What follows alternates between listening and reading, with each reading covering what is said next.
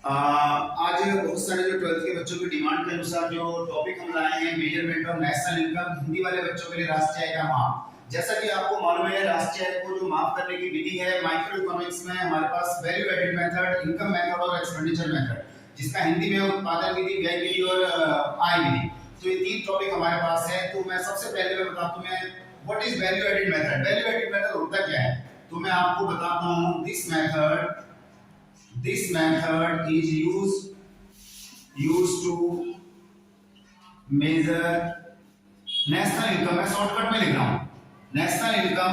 आपने इस तरह के वर्ड यूज नहीं करने। In different phases of production, different phases of production in the circular flow। Means जो सर्कुलर फ्लो में जो प्रोडक्शन के अलग अलग फेजेस होते हैं, उसमें ये मेजर करने के काम आता है। तो बच्चों, आपको मैं आज ये बता देता हूं, मैं ज्यादातर टीचर इसको नहीं बताते, वो सिर्फ बच्चे भी रटे बिटाई बातों में करते हैं। जो पेपर में जो क्वेश्चन आता है, एक क्वेश्चन 100% आना इससे, और जो इस मेथड के नाम है, इस मेथड के अलग अलग नाम है, इसको अच्छे से याद कर लो। इस मेथड के जो नाम है, सबसे पहले तो वैल्यू एडेड मेथड तो सब बच्चों को मालूम ही है। इसको प्रोडक्ट मेथड, यानी कि प्रोडक्ट मेथड जिसको बोलते हैं, ठीक है। और इसको इन्वेंटरी मेथड इसको बोलते हैं, इन्वेंटरी मेथड इसको बोलते हैं। और net output method, net output, इसको ध्यान से देखना, नेट आउटपुट मेथड। और उसके बाद आपका आता है इंडस्ट्रियल ओरिजिन मेथड। और उसके बाद कमोडिटी सर्विसेज मेथड। तो सबसे पहले तो आपको ये जानना जरूरी है, इसके नाम ये हैं। तो अब आपको मैं बता देता हूं। मैं सबसे पहले जो, यानी कि इसका बेसिक जो नाम आपको सबसे पहले जानना जरूरी है। तो प्रोडक्शन मेथड का जो न्यूमेरिकल क्वेश्चन आता है, तो मैं उसका कांसेप्ट बता रहा हूं मैं आपको। तो इसका यूज कैसे करता है, इसका मतलब क्या होता है, सबसे पहले तो इसका कांसेप्ट समझना। वीए का मतलब होता है क्या, वैल्यू एडेड का मतलब क्या होता है। जैसे मैंने अभी बताया था, इसके नाम अलग अलग होते हैं। इसका मतलब ये होता है कि रेफर टू द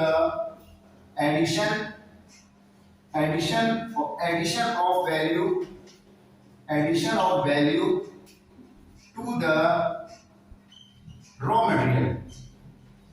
जो भी हमारे पास रॉ मटेरियल होते हैं, यानी कि फर्म के पास, बायर फर्म, तो उसमें हमने कितनी वैल्यू ऐड की है, तो उसको हम वैल्यू एडेड बोलते हैं। तो बच्चों, वीए का फॉर्मूला सबसे पहले वीओ निकालते हैं। तो वीओ का फॉर्मूला होता है sales plus change in stock. What is change in stock, यानी कि value of output, sales plus change in stock. तो चेंज इन स्टॉक का फॉर्मूला होता है closing stock minus opening stock. तो ध्यान से देखना इसे, सबसे पहले वीओ निकालेंगे। तो उसके बाद हमारा वीए होता है VO minus IC. IC means raw material होता है, मींस जो भी आपने प्रोडक्शन कर रहे हो उस टाइम आपका जो भी रॉ मटेरियल, यानी मध्यवर्ती वस्तु, इसको हिंदी में बोल सकते हैं। हिंदी वाले बच्चों के लिए कोई प्रॉब्लम नहीं है। उत्पादन का मूल्य, ठीक है। और इसका फॉर्मूला होता है, इसको आप हिंदी में लिख सकते हो, उत्पादन का मूल्य। तो बिक्री प्लस, तो इसको लिख सकते हो बिक्री प्लस स्टॉक में परिवर्तन। तो बच्चों, आप ध्यान से देखना इसे। तो स्टॉक में परिवर्तन, तो वीए मूल्य वृद्धि, इसको वीए को बोलते हैं मूल्य वृद्धि का फॉर्मूला था वीओ माइनस आईसी। तो इसके लिए आपको एक कांसेप्ट ध्यान रखना है, जो बच्चों को हमेशा बताते आए हैं। देखो, वीए जो होता है जीवीएएमपी इज इक्वल टू जीडीपी के इक्वल होता है। बच्चों, इस कांसेप्ट को अच्छे से याद रख लेना। जो वीए होता है यानी जीवीएएमपी और जीडीपी के बराबर होता है। तो हम कह सकते हैं, तो मैं इसमें एक आपको छोटा सा चार्ट बता रहा हूं, और इस कांसेप्ट को अगर अच्छे से याद रखोगे, कन्वर्जन कर लोगे, तो पूरी नेशनल इनकम में, पूरी राष्ट्रीय आय को जब कैलकुलेशन करोगे, कोई भी आपको फॉर्मूला याद रखने की जरूरत नहीं पड़ेगी। तो जैसे क्या होता है, जी फोर होता है ग्रॉस, जिसको बोलते हैं सकल, ठीक है। और N4 होता है नेट, यानी जिसको शुद्ध बोलते हैं। अब जी से एन में जाओगे तो डेप्रिसिएशन, जिसको मूल्यह्रास बोलते हैं, इसको माइनस करोगे, ये ध्यान रख लेना। और एन से अगर जी में जाओगे तो इसको प्लस करोगे। तो वो कैसे करोगे मैं अभी आपको बताता हूं मैं। इसी तरह D4 होता है डोमेस्टिक, जिसको घरेलू बोलते हैं, और एन को बोलते हैं नेशनल, यानी जिसको बोलते हैं राष्ट्रीय। और मैं आपको बता देता हूँ, ये वाला जो n हमेशा स्टार्टिंग में होगा और ये वाला n हमेशा सेंटर में होगा। जब D से n में जाएंगे, NFIA net factor income from abroad, तो इसको प्लस करेंगे और इसमें जब नेशनल से डोमेस्टिक में जाएंगे तो इसको माइनस करेंगे। एक होता है आपका फैक्टर कॉस्ट, एक होता है मार्केट प्राइस। यानी फैक्टर कॉस्ट को साधन लागत बोलते हैं और मार्केट प्राइस को यानी कि बाजार मूल्य बोलते हैं। एमपी से एफसी में जाओगे तो एनआईटी नेट इनडायरेक्ट टैक्स को प्लस करोगे और एमपी से एफसी में जाओगे तो माइनस करोगे। तो बच्चों इसका यूज कैसे करना है, जैसे अब सपोज करो तो आपको कैलकुलेट करने के लिए बोला है, जीवीएएफसी कैलकुलेट करने के लिए बोला है। तो सबसे पहले आप इसी कांसेप्ट से जाओगे, पहले वीओ निकालोगे फिर वीए निकालोगे। तो वीए किसके इक्वल होता है, जीवीएएमपी। तो हमने जीवीएएमपी को फाइंड कर चुके हैं सबसे पहले, तो यहां लिखोगे जीवीएएमपी। अब कन्वर्ट करो, हमेशा आप राइट से लेफ्ट में जाओगे, राइट से लेफ्ट में, इस चीज को अच्छे से ध्यान रखो। तो जी से जी में जाओगे कोई चेंज नहीं होगा, वीए से वीए में जाओगे कोई चेंज नहीं होगा, एमपी से एफसी में, देखो एमपी से एफसी में तो माइनस एनआईटी। अब एनआईटी कैसे निकालते हैं, नेट इनडायरेक्ट टैक्स। एनआईटी निकालने का फार्मूला होता है IT, indirect tax minus subsidies. तो ध्यान रखना ये चीज है। तो अभी मैं इसको थ्योरी में जो आगे की क्लास में बताऊंगा आपको, अगले कांसेप्ट में बताऊंगा इनके, यानी डेप्रिसिएशन, एनआईटी, इन सब्सिडीज, इन सबको मैं पूरे शॉर्ट नोट्स में बताऊंगा। तो जैसे अभी हमने ये निकाला जीवीए एनबीए एनबीए एफसी निकालना है, तो सबसे पहले फिर इसी कांसेप्ट में जाएंगे, हमें ये मालूम है ऑलरेडी। तो सबसे पहले जीबीए एमपी निकालेंगे। अब देखो जी से एन में जाएंगे, तो बच्चों जी से एन में जाएंगे, देखो एरो देखो, माइनस डेप्रिसिएशन और वीए से वीए में कोई चेंज नहीं, एमपी से एफसी में, फिर देखो एमपी से एफसी में जाएंगे तो यानी माइनस एनआईटी करेंगे। तो बच्चों इस तरह से आप इसको कर सकते हो। तो इसके साथ साथ मैं अब आपको जो बताने जा रहा हूँ, सबसे पहले इस कांसेप्ट को अच्छे से कर लेना। तो मुझे नहीं लगता है कि किसी को उत्पादन विधि यानी कि वैल्यू एडेड मेथड वाले न्यूमेरिकल में प्रॉब्लम होगी।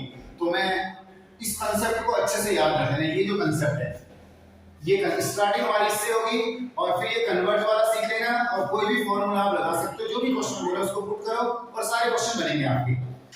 तो इसके साथ साथ जो इस टॉपिक में आपका जो टॉपिक है बच्चों, इसमें प्रिकॉशन आते हैं। प्रिकॉशन मतलब सावधानियां, ठीक है। तो प्रिकॉशंस करोगे, प्रिकॉशंस में मैं आपको बताता हूं, जो राष्ट्रीय आय की गणना करते हैं, जो नेशनल इनकम को कैलकुलेट करते हैं बाय प्रोडक्ट मेथड, मैंने अलग अलग मेथड इसमें बताए थे, उस मेथड से जो राष्ट्रीय आय की गणना करते हैं तो कुछ सावधानियां आपको रखनी पड़ेगी।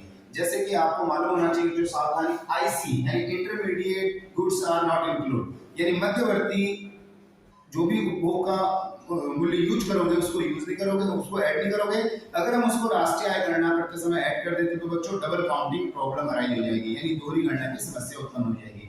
अब ये दोहरी गणना की समस्या क्या है मैं आपको बताता हूँ। राष्ट्रीय आय की गणना करते समय जब हम नेशनल इनकम को कैलकुलेट करते हैं तो एक वस्तु का जो मूल्य होता है एक से अधिक बार जोड़ देते हैं, तो उससे दोहरी गणना की समस्या उत्पन्न हो जाती है। जैसे आप सपोज करो गेहूं है, अब किसान ने गेहूं का उत्पादन किया तो उसने यानी कि जो गेहूं को कन्वर्ट यानी आटे में कन्वर्ट होता वहां बेच दिया। तो गेहूं का मूल्य हम कुछ भी अज्यूम कर लेते हैं, सपोज करो एग्जांपल कर लेते हैं, एक केजी का प्राइस मान लो 30 रुपए यानी 20 रुपए रख लेते हैं, तो उसने आटा बनाने वाले को बेच दिया। ये गेहूं का यानी व्हीट का मूल्य था, तो अब आटा वाले ने 30 रुपए बेच दिया। अब है तो एक ही केजी, तो ऐसे तो 50 रुपए हो जाएगा, जबकि 50 नहीं है। इसको जो जोड़ेंगे या तो हम फाइनल आउटपुट जोड़ेंगे, फाइनल आउटपुट का मतलब या तो हम 30 रुपए को जोड़ेंगे या जो है 20 प्लस इसने कितना वैल्यू ऐड किया, देखो इसने कितना वैल्यू ऐड किया 10, 20 प्लस 10 30।